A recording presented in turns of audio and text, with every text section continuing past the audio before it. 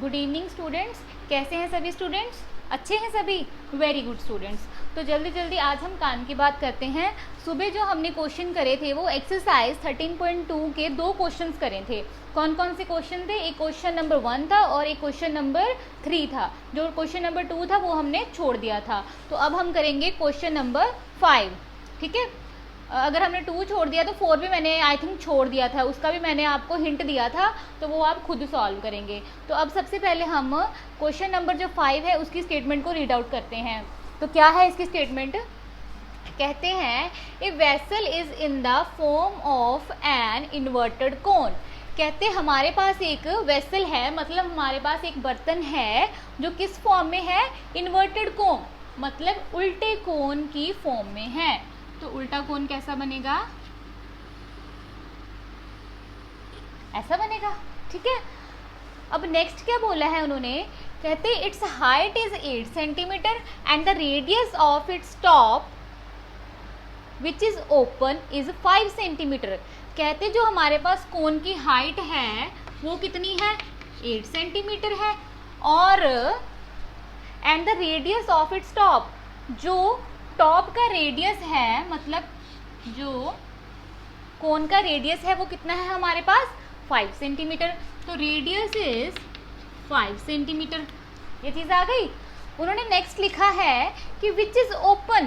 कहते कोन का जो ऊपर वाला पार्ट है ये क्या है? ओपन है, मतलब इसमें हम कुछ भी डाल सकते हैं।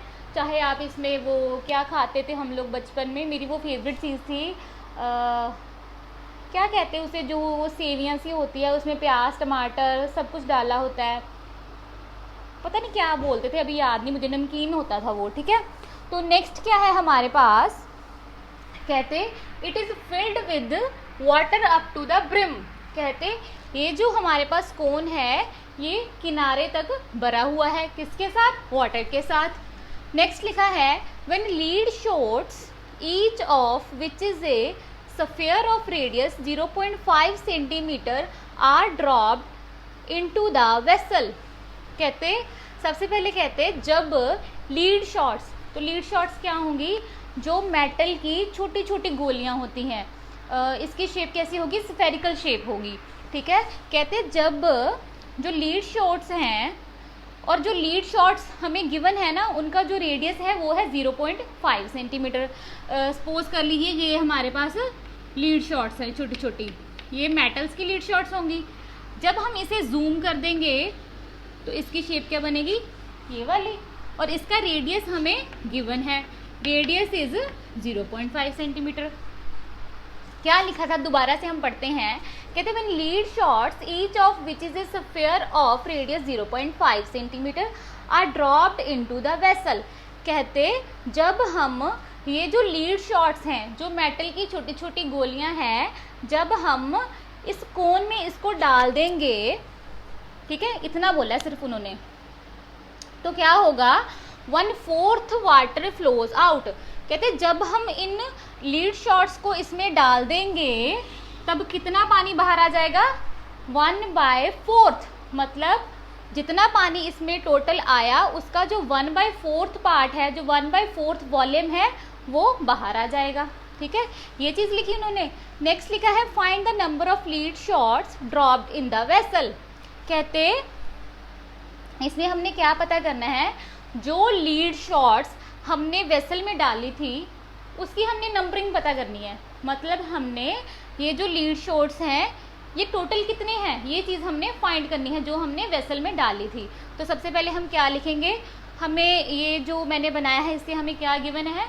सबसे पहले हमने कोन बनाया, तो हमने क्या फाइंड करना है यहाँ पे? तो let's start solution. Volume of cone start करेंगे हम कोन से। तो volume of cone is 1/3 pi r square h। देखिए सभी यही फॉर्मूला है ना वॉल्यूम ऑफ कोन का, यही फॉर्मूला है। तो अब हम क्या करेंगे? इसकी वैल्यूज पुट करेंगे। इसकी values I 1/3 is as it is and pi is 22/7 and radius is, जो कोन का रेडियस था वो क्या था? 5 सेंटीमीटर। जब हम 5 का स्क्वायर करेंगे तो वो क्या आ जाएगा? 25 इंटू हाइट। हाइट हमारे पास कितनी है? 8 सेंटीमीटर। अब हम इसे मल्टीप्लाई करेंगे। सबसे पहले देख लीजिए कुछ कट रहा है यहाँ से, कुछ नहीं कट रहा। तो अब हमने क्या करना है, इनको मल्टीप्लाई करना है। 22 इंटू 25 इंटू 8 और 3 7 ज़ार 21। अब हम इन सारी चीज़ों को कैलकुलेट कर लेंगे। कैलकुलेट करके क्या आएगा, सबसे पहले हम 25 को 22 से मल्टीप्लाई करेंगे तो क्या बनता है हमारे पास, ये आ गया 550। अब हम 550 को 8 से मल्टीप्लाई करेंगे। 550 को जब हम 8 से मल्टीप्लाई करेंगे तो क्या आएगा, 4400 डिवाइडेड बाय 21 सेंटीमीटर क्यूब। हमने यहाँ पे वॉल्यूम फाइंड करना था तो इसका हम लिख देंगे सेंटीमीटर क्यूब। तो ये हमारा आ गया volume of cone.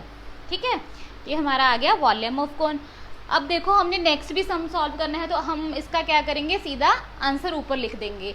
Volume of cone आया हमारा 4400 डिवाइडेड बाय 21 सेंटीमीटर क्यूब। ठीक है, और इस चीज़ को हम रब कर लेते हैं ताकि जो हमारा नेक्स्ट सम है वो भी यहाँ पे कंप्लीट हो जाए। ठीक है, ये 1/3 था। अब देखो, अब स्टेटमेंट में क्या था, कहते थे कि 1/4 वाटर फ्लोज आउट। कहते जब हम ये जो लीड शॉट्स थी हमारे पास, जो मेटल की गोलियां थी, जब हम वेसल में डालेंगे तो कितना पानी बाहर आएगा, 1/4। मतलब जो इस कोन में टोटल पानी की कैपेसिटी थी उसका जो 1/4 पार्ट है, 1/4 वॉल्यूम है, वो क्या बाहर आ गया। तो हम इसे कैसे निकालेंगे, 1/4 पानी निकला ना बाहर, तो 1/4 का हम कर लेंगे इनटू वॉल्यूम। तो वो कितना आ जाएगा, 1/4 से हम मल्टीप्लाई करेंगे 4400 डिवाइडेड बाय 21। तो ये मल्टीप्लाई करके क्या आ जाएगा, 4 से कैंसिल कर देंगे, ये आ जाएगा 1100 डिवाइडेड बाय 21 सेंटीमीटर क्यूब। तो इतना जो पानी है वो इस वेसल में से बाहर आया। ये था 1/4 पार्ट, जितना पानी वेसल से बाहर आ गया ये मेटल की गोलियां डालने से। ठीक है, और अभी इसकी भी कैलकुलेशन हम रब कर देंगे और इसका आंसर ऊपर लिख देंगे। ठीक है, तो इसका आंसर क्या आया था हमारे पास, इसका आंसर है 1100 डिवाइडेड बाय 21 सेंटीमीटर क्यूब। दो चीज़ें निकाल ली हम लोगों ने। अब देखो,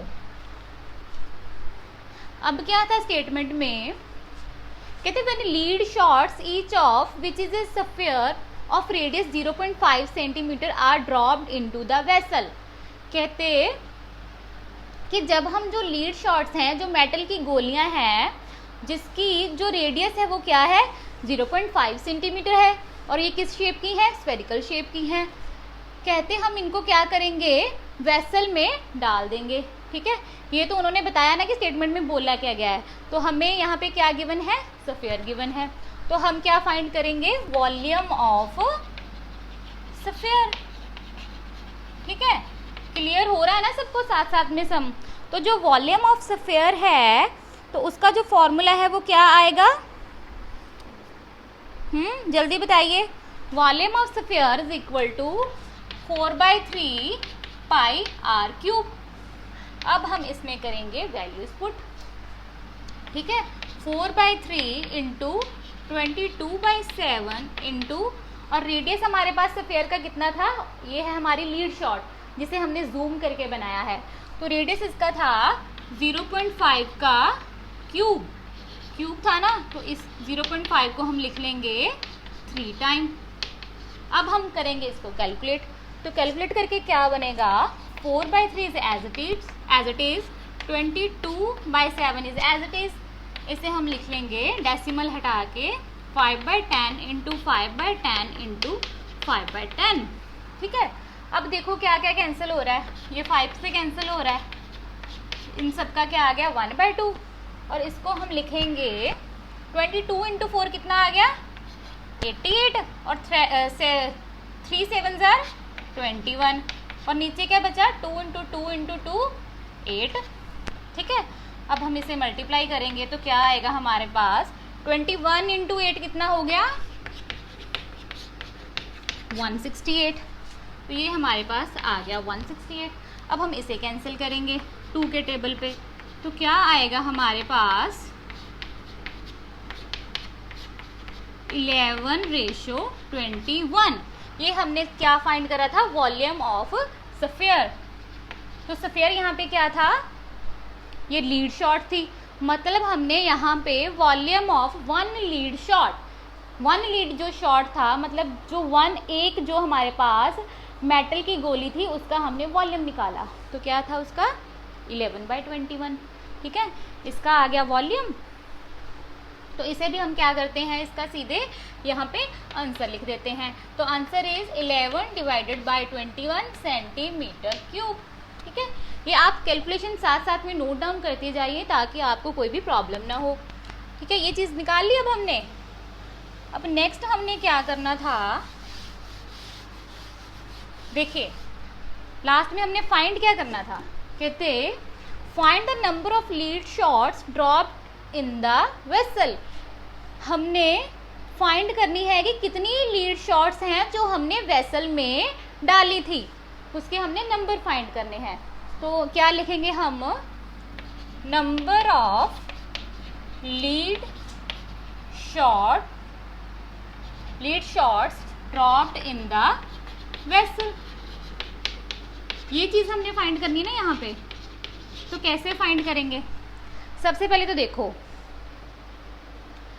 हमने क्या करा था, जो ये इसको हमने क्या बोला था, लीड शॉट्स, मतलब जो मेटल की गोलियां थी वो हमने वेसल में डाली थी। जब हमने वेसल में डाली थी तो कितना पानी बाहर आया था, 1/4 ऑफ वॉल्यूम। तो 1/4 ऑफ वॉल्यूम का आंसर क्या आया था, 1100/21। ठीक है, इतना पानी हमारा बाहर आ गया था। और जो हमारे पास लीड शॉट्स थी, ठीक है, हमने उसके जो इन लीड शॉट्स में से एक लीड शॉट का हमने क्या करा, वॉल्यूम फाइंड करा। तो वॉल्यूम इसका क्या आया था, 11/21। तो इसे हम कर लेंगे डिवाइड में। ठीक है, जब हम इसे डिवाइड करेंगे तो क्या आंसर आएगा, ये आएगा 1100/21 इंटू, ये हो जाएगा रेसिप्रोकल 21:11। तो 21 से हो रहा है 21 कैंसिल, 11 पे कैंसिल हो रहा है। तो number of lead shots dropped in the vessel कितनी आ रही है हमारे पास, 100। तो ये हो गया हमारा आंसर। ठीक है, ये हो गया हमारा आंसर, ये है नंबर ऑफ लीड शॉट्स। ठीक है, तो इसे हम कोई सेंटीमीटर, कोई क्यूब, कोई स्क्वायर नहीं लगाएंगे, क्योंकि यहाँ पे हमने सिर्फ नंबर फाइंड करने थे कि कितनी जो लीड शॉट्स हैं वो वेसल में डाली गई थी। तो ये आ गई हमारी नंबर ऑफ लीड शॉट। हो गया क्लियर सबको ये सम। तो स्टूडेंट्स देखो ये कितना इजी था सम, सिर्फ आपने स्टेटमेंट पे फोकस करना है कि जो स्टेटमेंट है उसमें बोला क्या गया है। अगर आपको स्टेटमेंट क्लियर होगी देन आपको फॉर्मूले तो आते ही हैं, अगर फॉर्मूले आते हैं तो आपको कैलकुलेशन भी आती होगी, अगर कैलकुलेशन आती है तो आंसर भी आ जाएगा।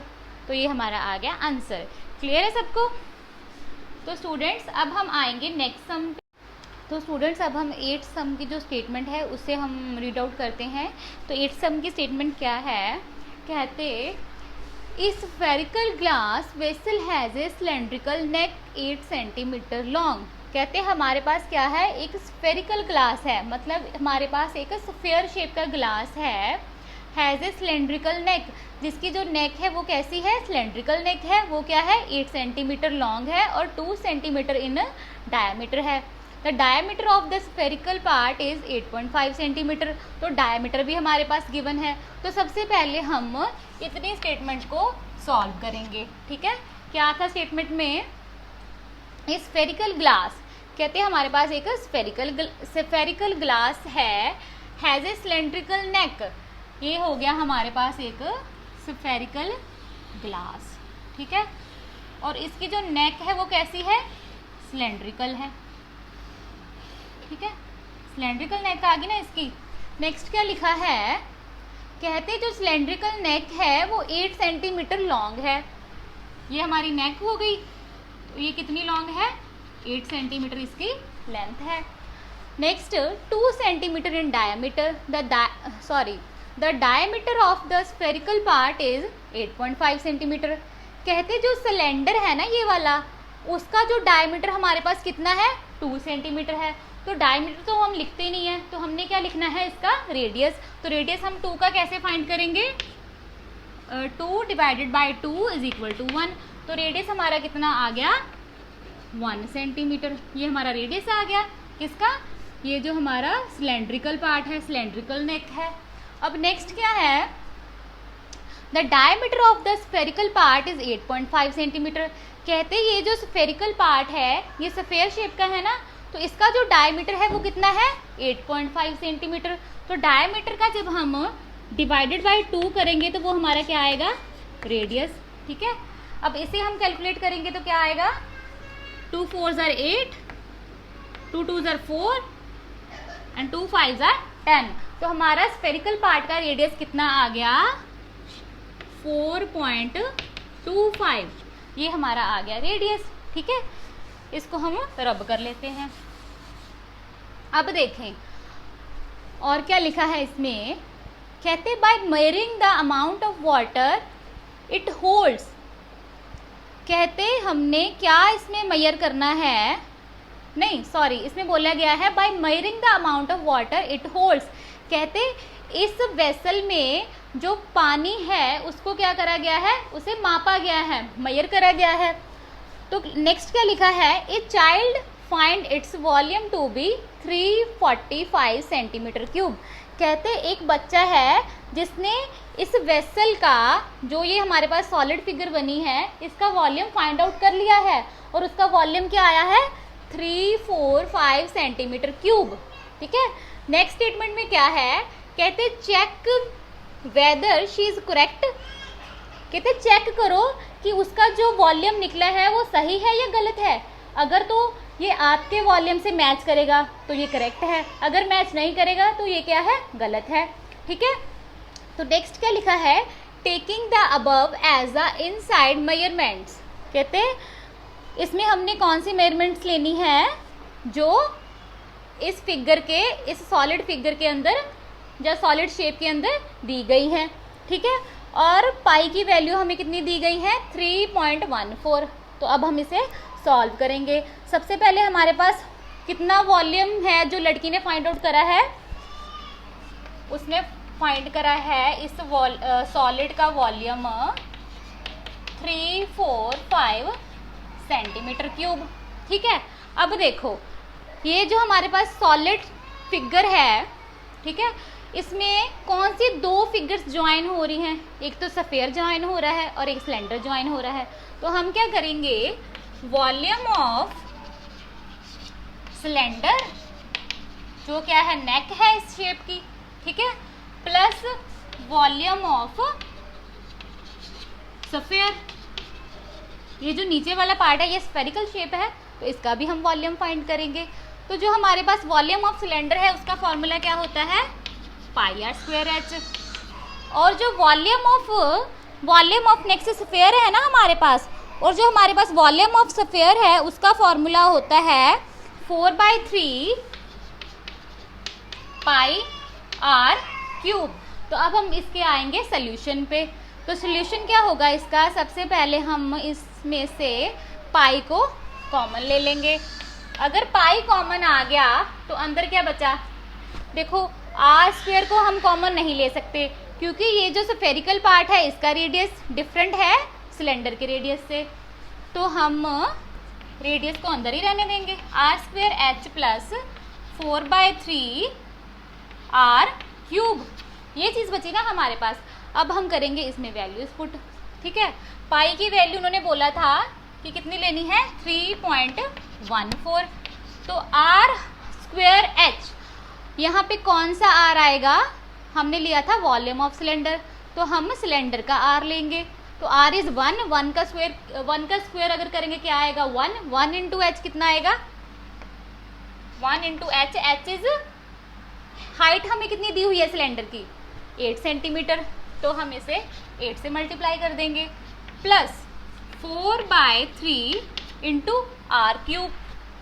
अब ये जो आर क्यूब है ये किसकी है, वॉल्यूम ऑफ स्फीयर, मतलब हमने यहाँ पे स्फीयर का रेडियस लेना है। तो रेडियस क्या है हमारे पास 4.25 का क्यूब, ठीक है, ये चीज़ बनी ना हमारे पास। अब हम करेंगे इसे सॉल्व। तो कैसे करेंगे सॉल्व, सबसे पहले 3.14 एज इट इज आ गया, 1 इंटू 8 आ गया, प्लस 4/3 इंटू इसको हम 3 टाइम मल्टीप्लाई करेंगे, 4.25 इंटू 4.25 इंटू 4.25, ठीक है। अब जब हम इसका डेसिमल हटा लेंगे तो क्या बचेगा हमारे पास, divided by 100, divided by 100 and divided by 100, ठीक है। अब हम देखेंगे कि इनमें से कौन सी चीज़ें हैं जो कैंसिल हो रही हैं। सबसे पहले इसे तो हम एज इट इज़ लिख लेते हैं, 3.14, ठीक है, 8 प्लस एज इट इज़ आ गया। तो अब हम इनको कैंसिल करेंगे। तो क्या क्या कैंसिल हो रहा है, सबसे पहले तो ये 5 के टेबल पे कैंसिल हो जाएंगे, ठीक है। अगर ये 5 पे कैंसिल हो रहा है तो ये भी हो जाएगा, ये भी हो जाएगा, ठीक है। आगे देखिए ये हो रहे हैं 5 के टेबल पे कैंसिल, बिल्कुल हो रहे हैं। ये आ जाएगा 17/4, अगर इसका 17/4 आ रहा है तो इसका भी 17/4 आएगा और इसका भी 70/4 आएगा। तो अब हम क्या करते हैं, इसको रब करके यहाँ पे इसकी वैल्यूज़ लिखते हैं, ठीक है। यहाँ फिर ऐसे करते हैं हम, कहाँ तक पहुँच गए हम, यहाँ तक पहुँच गए हैं, तो इसको हम रब कर लेंगे 17/20 लिखा हुआ है ना यहाँ पे, हाँ, तो हम यहाँ पे लिखेंगे पूरी कैलकुलेशन, 3.14 इंटू 8 प्लस 4/3 इंटू कितना आया था 17/4, 3 टाइम आया था ना, 17/4 इंटू 17/4। नीचे वाला पार्ट हम रब कर लेंगे। अब हम फिर से सॉल्व करेंगे इसे। तो 3.14 एज इट इज़ आ गया, 8 प्लस एज इट इज़ आ गया, और अब देखिए कौन सी चीज़ें कैंसिल हो रही हैं, 4 के साथ 4 कैंसिल हो रहा है, और ऊपर क्या बचा 17 इंटू 17, और नीचे क्या बचा 3 इंटू 4, 3 इंटू 4 कितना होता है 12, और 12 इंटू 4 कितना होता है 48, तो नीचे आ गया 48, ठीक है। अब हम इसके सोल्यूशन पे आएंगे नेक्स्ट, 3.14 इंटू 48 को हम 8 से मल्टीप्लाई कर देंगे, तो क्या आएगा 48 इंटू 8 384 आ गया, ठीक है, 384, और 17 इंटू 17 कितना आया, इसे हम कैलकुलेट करेंगे यहाँ पे, 17 इंटू 17 कितना आया, ये आ गया हमारे पास 289। जब हम 289 को 17 से मल्टीप्लाई करेंगे तो कितना आएगा,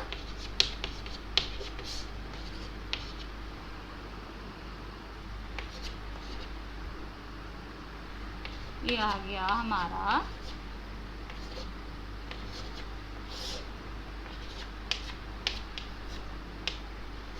ये हमारा आ गया 4913, और एलसीएम कितना आ गया इसका 48, पूरे के नीचे आएगा क्योंकि ये चीज़ हमने यहाँ पे मल्टीप्लाई कर दी थी, तो ये चीज़ आ गई हमारे पास।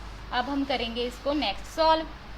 तो अब हम क्या करेंगे, 1913 में 384 को प्लस कर देंगे, 4913 में हम 384 को प्लस करेंगे तो क्या बनेगा हमारे पास 5297 डिवाइडेड बाय 48, और इंटू में क्या था 3 इंटू 14, ठीक है।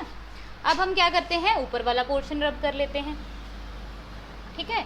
ये हमने रब कर लिया, और लास्ट में हमारे पास क्या बचा था, ये चीज़ बची ना।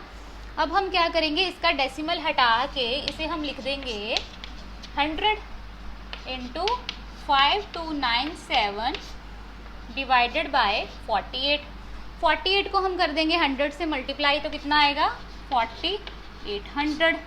अब हमने 52 97 को मल्टीप्लाई करना है, तो मैं कैलकुलेटर यूज़ कर रही हूँ क्योंकि कैलकुलेशन बहुत लंबी हो गई है, तो प्लीज़ आप खुद करिए, ठीक है। अगर मैं ब्लैक बोर्ड पे करने लगी तो ये सम गलती नहीं सॉल्व ही नहीं होगा। 5297 इंटू कितना था हमारे पास, अरे देखो कैलकुलेटर भी भूल गया, अभी तो यूज़ करना। इंटू आ गया हमारे पास 314, तो ये कितना आ गया 1663258। आप मैच कर लीजिए इससे कि आपका इतना ही आंसर आ रहा है।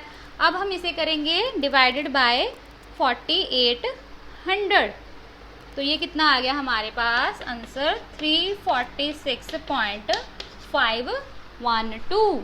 आप सब कैलकुलेट करिए, आपका इतना ही आया है।